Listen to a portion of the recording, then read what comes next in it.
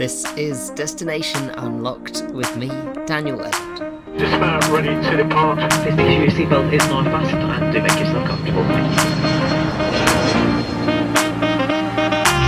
Hi, welcome back to Destination Unlocked for a special edition of the show being released not on the usual Wednesday, but on July the 4th, and a very particular July the 4th. This one's coming out July the 4th, 2026, which marks 250 years of American independence. So happy birthday to the United States of America.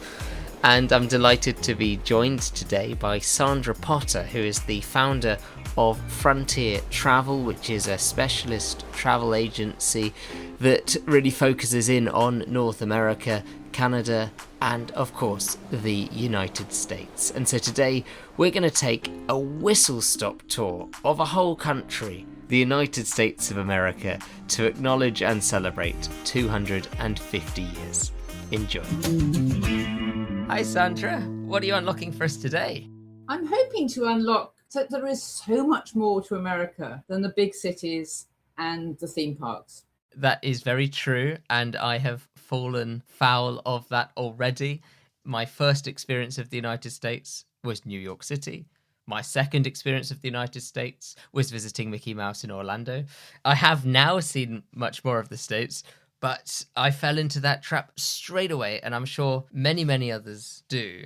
What was your first experience of America then? How did you discover America for yourself? Well, this is bonkers. You will have to know that I'm 77 years old, and I have been a travel agent for the past 50 odd years. And we were always offered as travel agents FAM trips, familiarization trips. And my very first FAM trip was 1969, I think. And we went, if you can believe this, in 5 days, we flew from London to New York, from New York to Washington, D.C., from Washington, D.C. to Phoenix, and Phoenix to San Francisco before flying home. Oh my goodness. I know. I mean, who would do that? Bonkers. However, it did open my eyes to what an amazing country it is. And although we were only in Phoenix, we actually went to Scottsdale for, I think, 12 hours. I suddenly saw, oh my gosh, there's a lot here. And that started, well, a love affair with America and then Canada and my starting the company. It's a very unusual introduction to America. Yes. But also, it's something which I don't think could be replicated today. I'm just thinking about the amount of time that you'd need to spend in an airport nowadays, going through security 3 hours before, then going through extra re-security, and then an extra passport control, and then this, and then that. At that point, I'm guessing you didn't have quite so much faff, and so things were quicker. Gosh, no. You put your passport into somebody's hand, they looked at it. Thank you, Mrs. Potter, off you go. You don't get that now. There was no security at the airport, believe it or not. You used to just walk through. Wow. I know, it's crazy, isn't it? See, for me, I can't imagine that being the case because ever since I've been traveling, it has been security. And security's got more and more. Duty free was another area where there was one fairly small shop selling booze, perfume. There must have been a few other sort of high value items. There was always an electrics bit in there. But the whole thing has got so commercialized, just walking through the airports. It takes you 5 minutes just to walk through all those shops. Well, the airport has become a destination in its own right. It really has. And do you know what they have in Singapore? You can get in, and this is completely irrelevant, but just quite fun. You can get into a wheelchair and tell it which gate number you want to go to, and it's self-driving, and it'll take you all the way to gate such and such. Oh my goodness. And you don't even have to be old or disabled to do it. I think you can hop onto it. You've got too much luggage. That's Just fantastic. scattered around the airport. It's a bit weird. It makes me think of the last time I was in America, I was in Long Beach in California, and I was watching Waymo cars driving around driverless, and also little delivery robots. And it was fantastic fun to watch. Watch this little robot trying to navigate onto the American sidewalk, and it would cross the road at the crossing, very well behaved. Then it was turning left to go up the road to wherever it was delivering, but there was an obstacle. They were doing some building work or something that the robot wasn't aware of, and it kept falling off the sidewalk. Oh And I felt so bad for it. And me and this other guy, we didn't know each other. We were both standing there supporting the robot. And it gave up in the end and it took a different route. It's one of the joyous things of America, isn't it? It's innovation. Yes, I think it has been at the forefront for decades. Yes. It's done a lot in its 250 years, that's for sure. But in the last, 50 years, certainly it's just surged forwards in the technical department. Given that you've been visiting the States for a fair number of decades now, I don't want to exactly number it, but you have dated it yourself. What are the biggest differences that you've noticed? When I first went to the States, there was a Disney, but it was tiny. The big thing that everybody went to was Knott's Berry Farm in California, which still exists, I hope. Biggest differences, the same as we've had. I mean, it's all changed. It's cars, it's speed, it's people, it's crowds, the general innovations that we've all learned to live with, love or hate. If somebody's looking for that traditional feel of America, which ironically, in my mind, is the 1950s. Yeah. For me, that's the American decade. I don't know why, but in my mind, that's when America froze. Well, the 50s diner, or you go back to the days of Lewis and Clark and going west. And you can still follow their trail, actually. It shouldn't surprise me that your interest in the States is about getting out of those cities and following these incredible routes to the frontiers, given that you called your company Frontier Travel. That actually had nothing to do with America, because I started the company skiing in Canada. Back in 1991, nobody skied in Canada, and it was the frontier of the ski world. Oh, okay. So you're expanding on more than one frontier. Indeed. But frontier is a word that I associate with the States as well. Oh, very much so. It's frontier land, isn't it? The frontiers moved as people got further and further west. I think that one's always talked about it as frontier land. They even have an airline called Frontier Airlines. And of course, Alaska calls itself the final frontier. Yeah, that makes sense. One of the places I've spent the most time in America, I did an internship for a summer there, is Washington, D.C., which it amazes me. America's run by interns over the summer. Is it? Wow. It's balmy and very scary. Well, yes, but is that part of the innovation? Getting young people in with new ideas, perhaps not too frightened of making a mistake. You get a lot of young people together and ideas come out. Yeah, and that is where innovation is rooted. Yeah, I think so. In certain parts of it, try and take an idea into the Midwest and you might have a spot of bother. You do it the way I've done it, and my father did it, and my father did it before him. So would you recommend going on a holiday to those parts of the country? Oh, heavens, yes. You've got the ranching holidays as a prime example. And it's not just if you want to ride. Some of the ranches these days have turned into just amazing family places. You can ride, but you can also fish. And it's an outdoors place. You don't want to go there if you're a city slicker, for sure. But these days there are 2 or 3 ranches that are super luxurious, and you don't even see a horse. A bit of fishing, being pampered, think wonderful food, nice walks in the countryside, all of that stuff is all there, surrounded by the most phenomenal scenery. So which states would we be looking at for good ranching? So you're looking at Wyoming, Idaho, Montana, a little bit of South Dakota, a little bit of North Dakota. Are you enjoying this podcast? Give it a review in your app while you continue listening. 5-star ratings get independent podcasts like Destination Unlocked noticed. Thank you for supporting independent podcasts.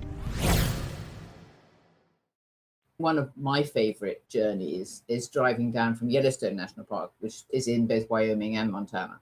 And you drive down from Yellowstone down the most amazing road with the Teton Mountains on your right-hand side down to Jackson Hole, which is one of the prettiest cities in America. It's known as a ski town, but so much more than that. Glorious scenery. And then you can wander on down to Salt Lake City, and then you've got all the Mormon culture. That makes a nice trip. Talking of the flights in and out for a moment, I've looked at various options where flying into the main airport, the best example I have recently is flying into Boston, was so much more expensive than flying into a much smaller airport just across the border in the next state. Yes, a good agent can guide you in the right direction. The reason flying into Boston, to take your example, is expensive is because lots of people want to go there. If you were to fly into, let's say Columbus, Ohio, much less popular. And because it's a much smaller city, the aircraft landing fees are a lot less.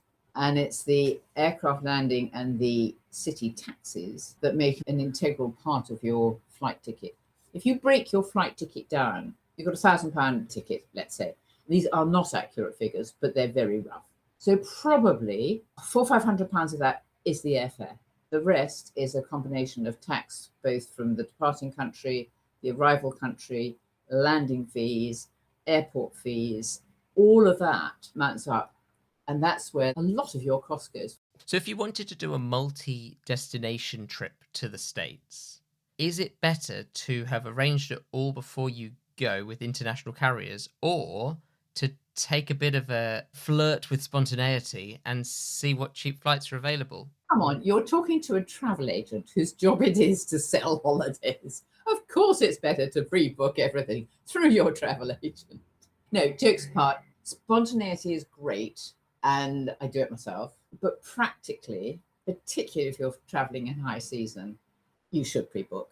Things get full, and with the flexible pricing that exists today, as soon as things start getting busy, the price goes up. So you could find yourself with a bargain, but you could equally find yourself with a much more expensive flight than you want to pay. Yes, you've been stung. You've been stung.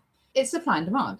I wouldn't risk flights because of what I've just said. But what I would risk, again, depending on where you are, if you're in the middle of Florida or in high season, don't be silly. But if you were traveling around the countryside and you didn't really mind where you stayed, you had your car and you're just driving, and if you don't know exactly where you want to be, book the high spots. You're going to the Grand Canyon, book the Grand Canyon. But if you were in Flagstaff or somewhere else down Route 66, you could probably find a motel, because there are loads of motels. As I say, so long as you're not fussy about where you stay, you will eventually find a bed. You mentioned driving a couple of times. On the big roads, I think driving in America is quite pleasurable. I think it's actually a really nice place to drive. As soon as you get within a sniff of a city, it turns into one of the most stressful places to drive. Agree and disagree. I love driving in America, as it sounds to say you do too, and I've done an awful lot of it. The cities can be stressful, but with a good sat-nav, it's actually become a lot easier. When I first did it, I remember driving around Detroit, back in the early 70s, and the minimum speed limit was 50. And I had no idea where I was going. I was trying to meet a map in one hand, negotiate 50-mile-an-hour traffic in another. Yeah, it was stressful. But with some planning, and I would always make sure in advance not to 100% rely on sat-nav, have a look where you're going, make a look for the signposts of where you're going. So what signposts am I looking out for? And then actually it's not that bad. One of the other ways that I always think with traveling around America, always comes to mind for me, is rail travel. I mean, some of those great American railroads, but you don't hear so many people talking about them anymore. I know, and it's a shame, because they are a great way to travel, and you've got a ton of history behind you, and the carriages are comfortable and the beds are comfortable. You're kind of talking to the wrong person, because I'm a driving girl and I like getting into my car and driving it. So I've created lots of holidays, but I've not actually done it myself, which is a bit of an admission, but there you go. Let's get into some of the places where somebody comes to you and they say, I really want to get to the States to connect with this country, which we hear so much about. And this year, 250 years, it makes sense to be thinking about America as a place to visit, to connect in with what's going to be a huge spirit of celebration. We couldn't do every state.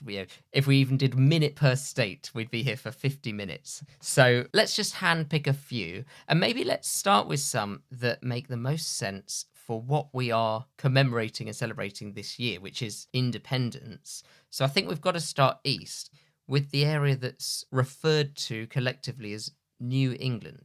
Oh yeah, you said Boston was expensive to fly into. It is, but I would start there. As kids, you learned about the Boston Tea Party.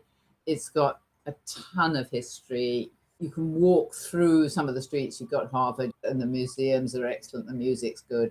But leave Boston, again, preferably hire a car, or you can arrange tours. There are lots of sort of coach type tours if you don't want to bother to drive yourself. But head into the hinterland, go across to Connecticut, go up to Vermont. It's beautiful countryside. And the nice thing about New England, it obviously depends on what you want to do, but there's great walking areas, there's great music down in the Berkshires, you've got the festivals, you've got the mountains up in Vermont. There's a mass of different things you can do that all pick up on the history, because that's where America as we know it today started. You can go where the Pilgrims landed, just by Cape Cod, and there's a whole historical village there, which is well worth visiting, the Plymouth Plantation. You could start there, and then maybe, talking train, take your train from there to New York, spend a couple of days in New York, looking at what America is now and the high-rises and all of that, and then go down south to DC, because if you're celebrating 250 years, you have to go to the capital, right? Go across to the Arlington Cemetery. It's very moving. And then you might want to go even further south to one of my favorite cities, is Charleston, where, of course, you've got all the plantations, but all the war sites from the Civil War. So you're tracking the history down, and you can fly home from Charleston. Yes, you could do an open trip where you fly in at one, out of somewhere different. And I would try and do that as much as you can in the States, because, as we've said, it's such a big country. You don't really want to backtrack. So to fly into City A and out of City B makes good sense. You don't have to waste time backtracking. I think that's an excellent way to travel generally. And it's why a lot of people like to see New England by cruise, covering a little bit of Canada as well. And of course, that is one way of, again, covering lots of different places, fly into one, out of the other. Definitely from Boston up the coast, and you get into places like Maine and Arcadia National Park. Let's talk a bit of food along that area too, because that's a big part of their culture. Oh, it's huge. Everything from the earliest days, food was where family gathered together. Shrimp and grits is the big thing in Charleston. Their seafood is fabulous. Grits are these funny, I can't even remember, it's sort of semolina type, but quite sharp. It doesn't sound very nice, does it? No, it doesn't, but it's delicious. Highly recommended. Very good. Good memory. It's funny, if you look at a map of the States, you really could overlay it with some quite clear sections of what the main meals are. Because in certain parts, it's quite clear. It's big beef and hamburger and steak. And then in other parts, it's very much seafood, crabs. The Northeast is crab and lobsters central. Oh, absolutely. But of course, think logically, if you're on the coast, you're going to be eating fish. It's there and it's free. If you're sitting somewhere out in Wyoming, you might have river fish, but you're not going to get a decent lobster for 1,000 miles. So you're going to have seafood on the coast and some of the best beef you'll ever have inland. And on that, it's quite interesting. And back in the day, as they say, getting a vegetarian meal almost anywhere in the US was really difficult. Now they've really got hold of it, and you can get some very good vegetarian and vegan food. So if you are a veggie, don't worry about it. It's not always got an awful lot of variety to it, but there are always vegetarian options which are tasty. Interesting for me looking at the cuisine on offer. From the outside looking in, people say this is a very wealthy nation. And actually, you go and you actually experience it. It's quite a humble place. It can be. It absolutely can be. Again, out of the big cities, it's certainly not as rich as they would like to think they are. There's some horrendous areas of poverty, as there are in every country, let's face it. But I tell you, actually, one tip. The Americans have very healthy appetites. And you will quite often find that if you order one dish to share, you will have more than enough food. I would always recommend, if you're two people traveling together, maybe go for one starter and one mains, and you've probably got enough. And if you're still hungry, there's always a really good dessert. That's an excellent tip. And a lot of people, if they're going to get two separate meals, will box it up afterwards. I don't know if you're still allowed to call it the doggy bag or not, but I think they do. you have it for lunch the next day. The other thing when it comes to restaurants in the States, which I think is very important to be aware of before you arrive, is the tipping culture. Oh, yes. That's a good one to bring up. As an Englishman, you think, 10% is plenty, but it absolutely isn't. They will expect a minimum of 15, going anywhere up to 25 or even 30 in places. The thing to remember is that a lot of the wait staff live on the tips. They get paid almost nothing. So it's important when you're ordering your meal and you're thinking of how much you're spending to add on an extra 20%, let's say, in your head. Because I find it's quite difficult afterwards. You look at your bill, you've got a $100 bill, and you think, another $20? That's huge. So think of it as you're ordering and think of it, that's part of my cost. It's not an extra tip as it might be here. I think it was Pepys who said TIP, to ensure promptness. Did you know that? I think it's a truism. I've certainly always been told it. Back then, wherever it was, the 1700s, you used to write out your order You didn't have somebody come and take it. You wrote out your order, and he used to put TIP and a penny on the piece of paper to ensure promptness, to make sure he got his food quickly. So it started as a bribe, essentially. Essentially, yes. And it turned into a way of subsidizing employers so that they don't have to pay their own employees. No. Yeah, it's a very important part for the people that work there. And so I think it's important to respect that as you travel. Something that I notice in a lot of American states and in different settings is that the price that you see is not the price that you pay. It's the same in the shops. The tax is then added post. And so everything gets more expensive. Super important. They have VAT, but it's called a sales tax, which of course it is. But as you've just said, you're buying an item for $100. You take it to the till. Each state has different sales tax amounts, but you can expect a minimum of 5%, again, going up. I think 11 is the top one. So you need to be very aware of that when you're buying stuff. You'll find out very quickly. Oh, yes, you will. We've covered the East Coast very nicely, but given that you started frontier travel with skiing in mind, yes, in Canada, but let's bring that south of the border. If you wanted to go skiing in the States, where would you look? Oh, depends very much on your ability and what you want to get out of your ski holiday. If you are a family, lots of different abilities, I would head to Colorado, somewhere like Breckenridge or Vail, because they've got lots and lots and lots of facilities. Excellent skiing, very good snow, nice, dry, powdery stuff. Easy to get to, fly into Denver, an hour and a half down the road and you're in Breck, and it's a big main highway, I-90, you just sit on it and there's lots of transfers, it's dead easy. If you are a good skier, I would go to either Telluride, which is just a super little resort in Colorado, or much easier to get to, I would go to Park City. You fly into Salt Lake and it is just half an hour. And you've got places like Deer Valley, and there are 3 or 4 other resorts in there, Alta, really good high-end resorts. My third choice, not necessarily in that order, actually, just depends. Again, you need to be a decent skier, but Jackson Hole I mentioned for the summer, it's also a superb ski resort. They've built above the main town of Jackson, they built a purpose-built ski resort. And again, the skiing is amazing and the Teton Mountains are beautiful. And what if you are not the world's greatest skier, but you really enjoy the après ski? Oh, Breck or Breckenridge, its proper name, or Vail, no question. Or some of the best après around is Aspen, which is sort of known as Millionaire's Ski Hill, which is a little unfair. Yes, it's a very good place to spot the stars, but it has amazingly expensive and glorious and wonderful hotels. But it also has family-friendly lodging, either in apartments or less expensive hotels. But the nightlife's amazing. Let's move away from the mountains then, and let's come down towards the coast. As we're working our way across the states, we've done the East Coast, we've done a bit in the middle. Now let's go to the south, and then we'll finish on the west. So south, you've got some big name states there.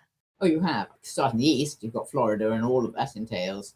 Yes, you've got all the amusement parks, which are amazing and huge fun, etc., etc., etc. But it's also got the Everglades and all the islands going south in the Florida Keys. And they're beautiful. A good holiday, again, if you've got a mixture of things you want to do, spend some time in the parks and then spend a week down at the Keys. Glorious. So Florida, then next biggie across, of course, is Louisiana and New Orleans. Food, amazing. But also, you've got your history. Because you've got, if you go down River Road, it's called, you've got all the big old plantation houses run, I'm afraid, by the slaves, but it's part of the history and you can't undo that history. And the houses they've left behind are astonishing. They've also got some very good reminders of how slavery was. I think it's important that you recognize it existed and salute those who were having to do it. But aside from the plantation houses, you've also got all the swamp land where you can go see alligators and such like.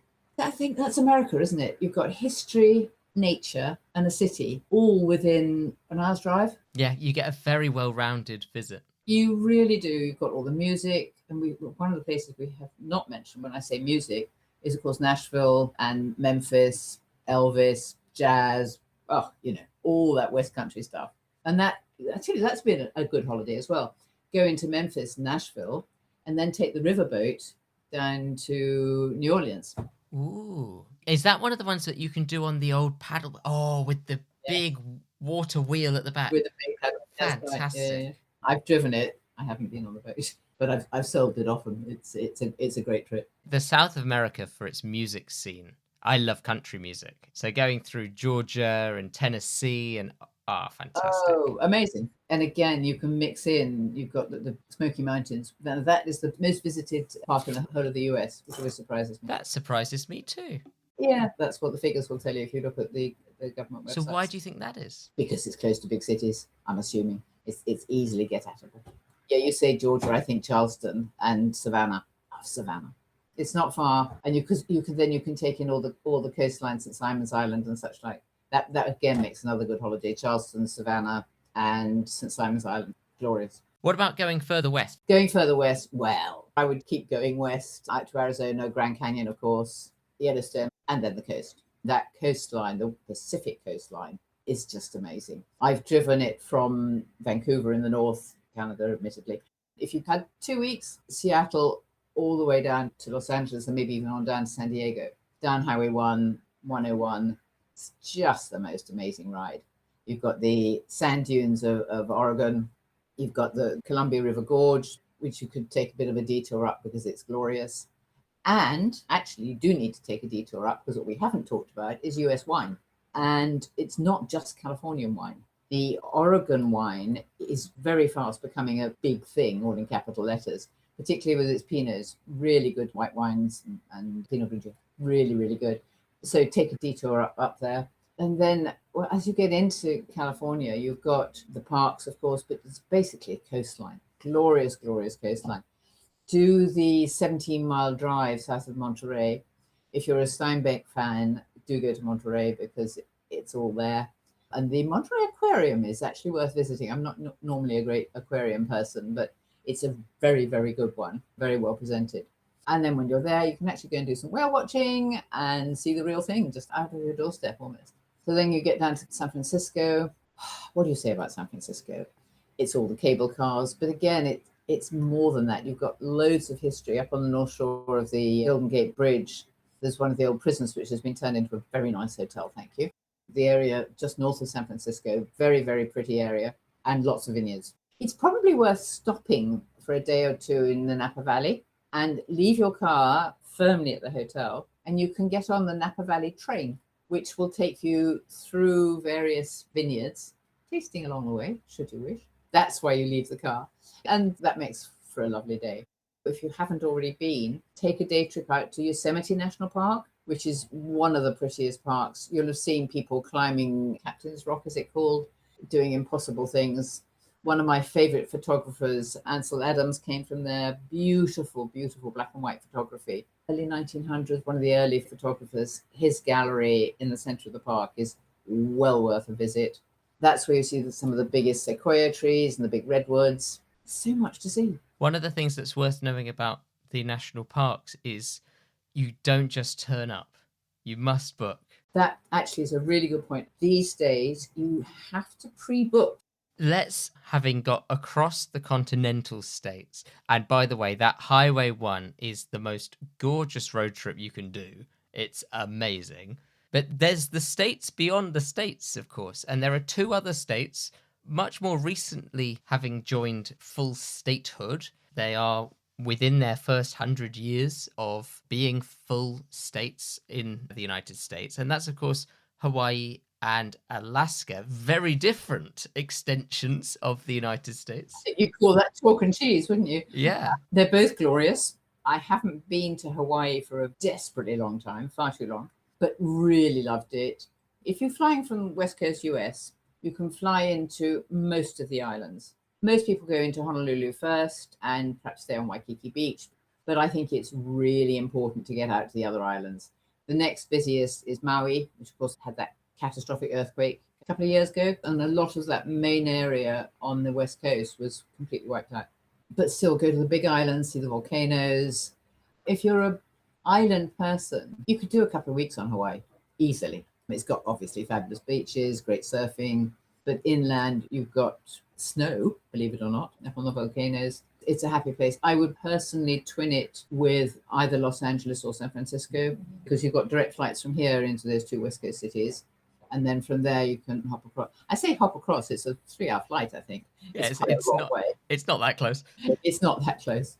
Another one which I would consider recommending to people, it's a bit of an odd trip, but it makes sense in my mind for right now because everyone's got very excited again about space.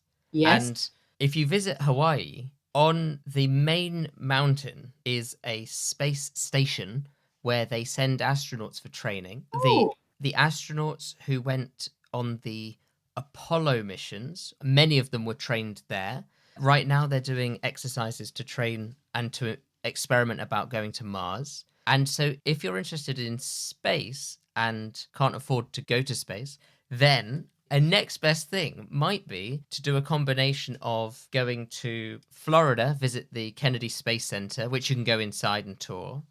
Then you could go across to the deserts in New Mexico, where a lot of things have been shot up into the atmosphere. And then you could go to Hawaii and relax on the beach, but also maybe take some time up in the mountain. And there's also a space school in Alabama. I can't quite get the name of it, but you can actually enroll your child in a space program. That's a good way to get rid of them, isn't it? Isn't it? Send them into space. Yes, that's a good threat. If you don't behave yourself, if you don't eat all of your peas, I'm going to send you to the Alabama Space School. Yes, that'd be good. Let's follow the whales, because the whales like to go from Hawaii and then they go in the summertime to Alaska. Yeah, they certainly do. And you can catch them along the way, humpbacks particularly, isn't it, who make the migration. And it's something like 3,000 miles. They're following the currents, they're following the cooler water, and you can see them all the way up the coast to Alaska.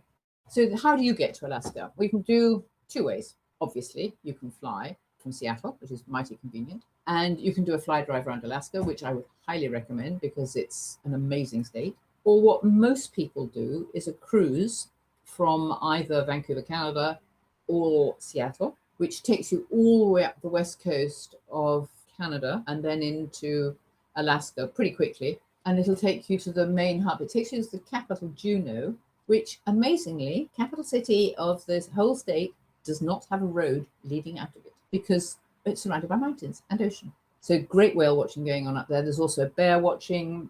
You can see a lot of First Nations, both old and new. Sitka, which was the original Russian capital of Alaska, because Alaska was bought by America from Russia, because, of course, Alaska actually joins Russia, all bar a tiny strait. The ship will take you on up to Skagway and Whittier.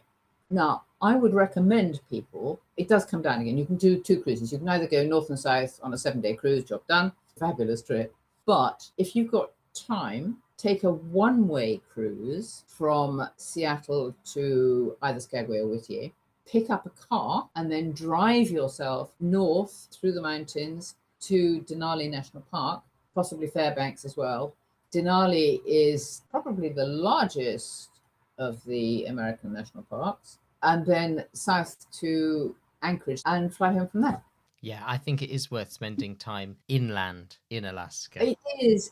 We're so easy, as we almost started this conversation, do the main cities and forget the rest. But you're at peril of missing just some wonderful experiences. We haven't really talked enough about the national parks, which celebrated their centenary.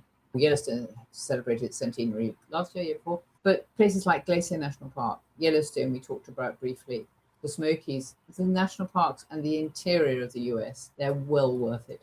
If you book through an official travel agent, then you will have certain protections added to your booking.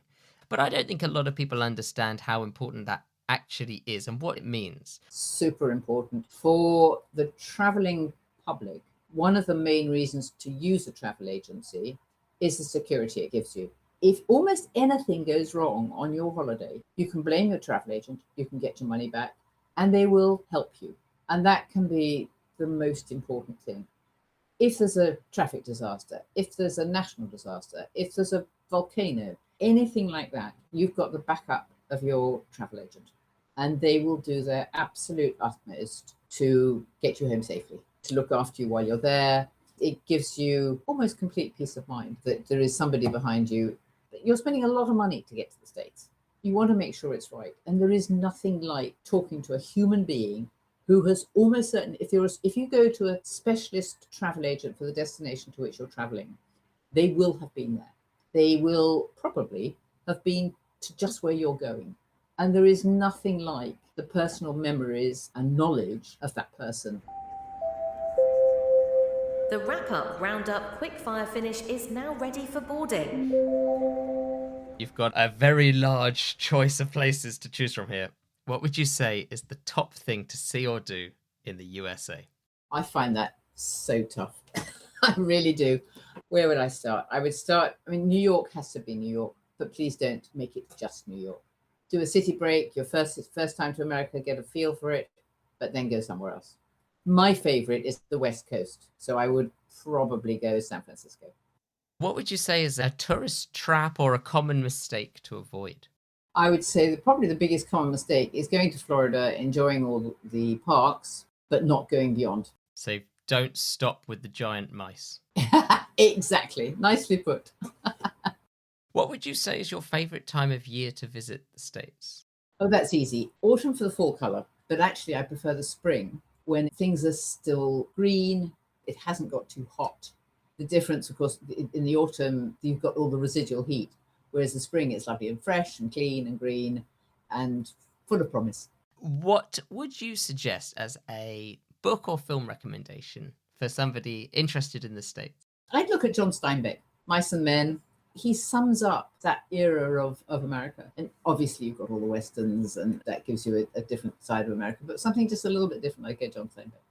And what about food? Food or drink that if you're heading to the States, you've got to try? Jambalaya. It's a wonderful shrimp and lobster dish that you get mostly in New Orleans. Do you know what that always makes me think of? The Carpenters. Oh, yes. Okay. I'm with you. That and a good piece of steak, of course, because they do make me good steak. They certainly do, yeah. Now, what would you say, final question, what would you say is a good souvenir to keep an eye out for? You're heading to the States and you want to take something home, but you don't want a mass-produced magnet or cap or something that you can really get anywhere. Well, I'm glad you said that. You might have needed the cap to keep the sun off your head, which would make a souvenir. I hate buying souvenirs. I largely don't. I would buy something to wear. So maybe a cowboy hat, keep the sun off, cowboy boots, very trendy. You can't bring home much to eat, so that's no good. The point to me of a souvenir, remember what it means, something to remember. So you bring something that is going to remind you of a certain thing you did during your trip. It's more personal. Makes it personal. Sandra Potter, founder of Frontier Travel, thank you so much for unlocking the States in celebration of 250 years of American independence. Thank you for having me. Thank you very much again to Sandra Potter, founder of Frontier Travel, for unlocking a rather large country for us in celebration of American Independence Day and 250 years indeed of that occasion. Thanks again for listening to this special episode. We'll be back on Wednesday with the next episode in our usual schedule. And if you've only just found the show, please do make sure you are now following the Destination Unlocked podcast wherever you're currently listening to this episode. And that way you'll easily be able to find us again the next time you want to discover somewhere fantastic around our world. I'll see you then. Have a good one. Bye-bye.